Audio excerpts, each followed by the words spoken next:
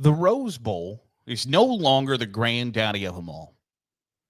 And I think that's abundantly clear because the Rose Bowl has decided that it would rather keep its New Year's Day 5 p.m. Eastern start time rather and be a quarterfinal game every year in the college football playoff than sometimes be a semifinal game.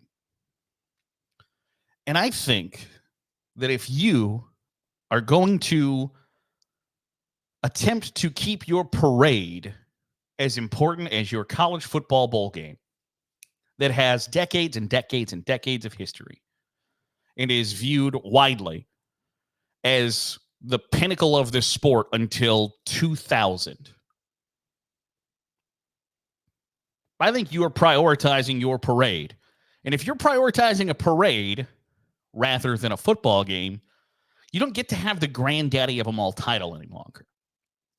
The Rose Bowl has said, we want to keep our date and time through the BCS, through the early days of the college football playoff, and through the 12-team college football playoff.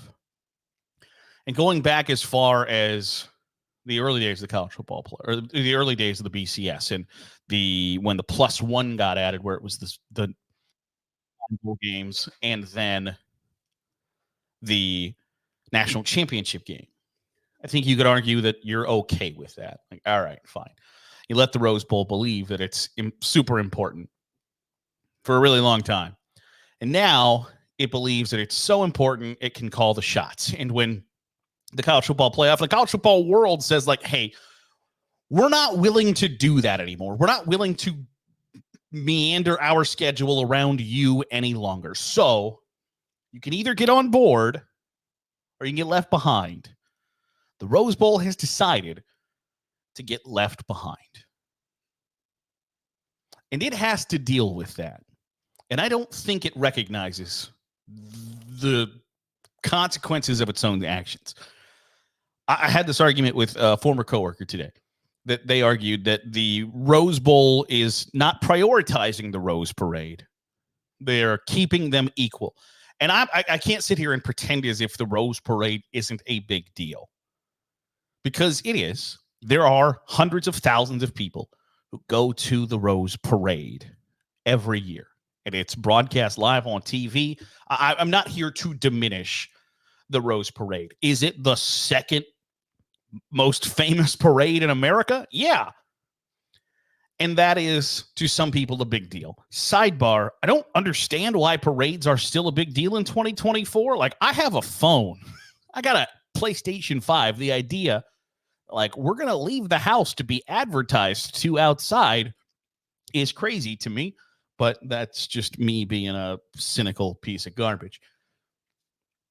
If you are changing your college football game and lessening its relevance in the sport to keep your parade the same day, same time, and same importance as the parade, you are prioritizing your parade. And to argue otherwise, I think, is disingenuous. You are saying that the parade is more important than the game.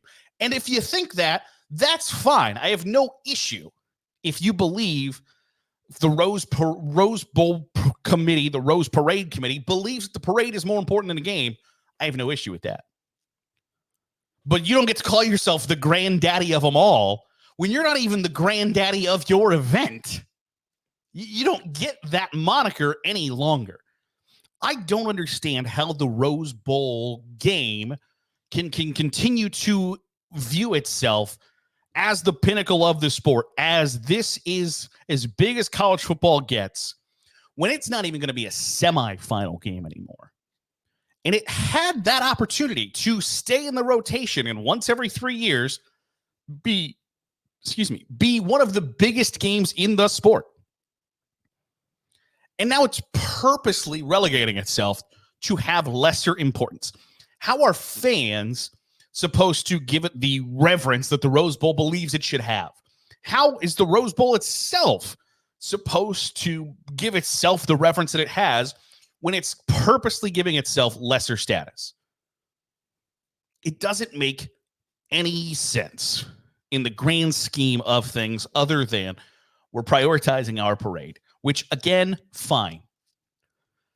But don't tell me about how you're the greatest experience in college football. Don't tell me how beautiful the sun setting is over the San Gabriel Mountains and it's the most picturesque setting in college football when you can't even be bothered to care enough about your event to ensure that it remains at the top of the college football world. The Rose Bowl has continually wanted to stand in the way of progress in the sport. And make no mistake about it, the expanded college football playoff is progress for the sport.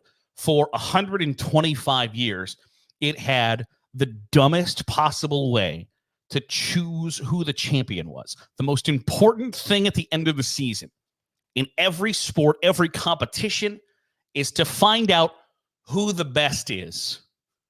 And for 125 years, college football did that a really bad way.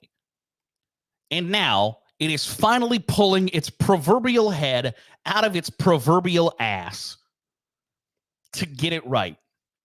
And the Rose Bowl wants to play the self-importance card of like, well, wait a second. What about the old Rose Bowl? Don't forget your old pal Rose Bowl here. It's ridiculous.